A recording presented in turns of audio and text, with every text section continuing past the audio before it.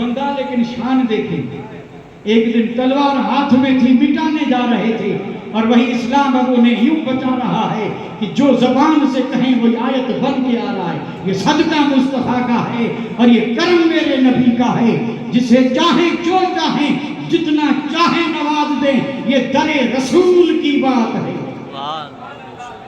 یہ در رسول کی بات. تو رب نے آیت اتاری وَاتَّخِذُوا مِن مَقَامِ إِبْرَاهِيمَ مُصَلًّى. تم نے طواف کر لیا, اب 2 نفل جو پڑھنے ہیں وہ مقام ابراہیم کے پاس, مقام ابراہیم کے پیچھے. اب سنیں آخری بات اور بڑی اہم بات ہے. جب کوئی بندہ مقام ابراہیم کے اس پار جا کے نفل پڑھنے لگتا ہے, سامنے اللہ کا گھر ہے, تو اب وہ نگاہ تو اس کی بیت اللہ پہ ہے اور نفل پڑھ رہا ہے اللہ کے لیے. ادھر بیت اللہ اور ادھر عبداللہ, اور گیا بھی ہے بیت اللہ کے لیے.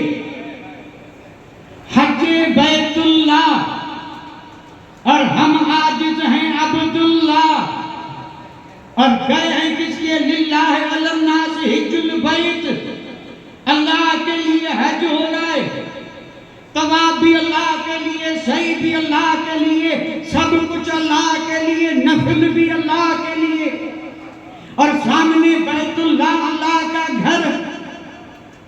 تو اللہ کے گھر کی طرف سجدہ کرنا ہے اور یہ اللہ کا بندہ ہے, بیچ میں کون ہے؟ نہیں آپ نے کون نہیں کیا. اللہ کے گھر میں پہنچ چکے ہیں صاحب, گھر میں بالکل اللہ کے گھر کے سائے میں کھڑے ہیں, بیچ میں کوئی فاصلہ نہیں ہے. وہاں پہنچ کر کے بھی رب کہہ رہا ہے کہ گھر میں آ کر کے بھی کسی کے قدم کا وسیلہ ضروری ہے. سبحان اللہ. اور میں بالکل مطلق بات کر رہا ہوں, حقیقت میں ابراہیم خلیل اللہ ہیں اور یہ عبداللہ ہیں, یہ اللہ کے بندے ہیں, یہ عبد نہیں عبدہ ہیں, بڑی شان والے ہیں. اور یہاں ابراہیم نہیں, قدم ابراہیم کے نشان ہیں. اور رب کہہ رہا ہے حج تیرا, عبادت میری, وسیلہ قدموں کا. سبحان. ادھر اللہ کا گھر, ادھر بندہ, بیچ میں قدموں کے نشان. اب جب سجدہ کرے گا تو ظاہر بات ہے سجدے کے اور گھر کے بیچ میں کون؟ ہم اسی بیچ کے غلام ہیں. سبحان اللہ, اللہ سلامت رکھے. حج سارا ہماری دلیلیں ہیں, دلیلیں. اگر کچھ بھی دلیل نہ دے سکیں ہم وسیلے کے قائل ہیں, اور حج سارا کا سارا وسیلہ ہی وسیلہ ہے. ابراہیم علیہ السلام کے قدموں کے نشان بھی وہاں باقی رکھے گئے تاکہ نفل خدا کے لیے ہوں اور قبولیت کے لیے وسیلہ قدموں کا ہو. یہ قرآن کا حکم ہے. ہاں بالکل, یہ طواف کے نفل کہاں پڑھو؟ وَاتَّخِذُوا مِن مَقَامِ إِبْرَاهِيمَ مُصَلًّى.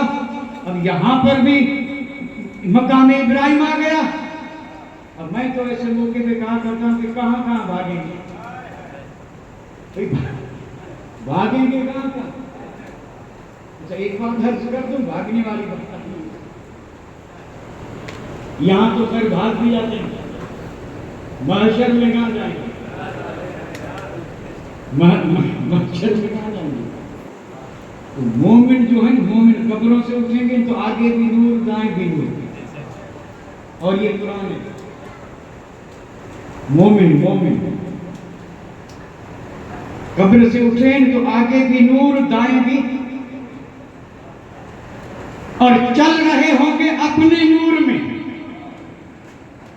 نور بھی ان کا اور ان کے باپ دادا نے نہیں دیا تھا, نور مصطفیٰ نے دیا تھا. اور اسی آیت سے ثابت ہے کہ مصطفیٰ تو نور ہیں, جسے چاہیں اسے نور والا بنا دیں. اور آیت سے ثابت ہے بالکل. یا مَتَرَ الْمُؤْمِنِينَ وَالْمُؤْمِنَاتِ, مانے یا نہ مانے کل آنکھ سے دیکھے گا مومن جب اٹھیں گے تو آگے بھی نور، دائیں بھی نور، اور ساری دنیا اندھیرے میں، مومن نور میں، اور چل رہا ہوگا تو آگے نور جا رہا ہے، نور میں مومن، ساتھ میں دائیں بھی نور، اور اندھیرے والے اٹھیں گے قبر سے تو سب اندھیرا، سب.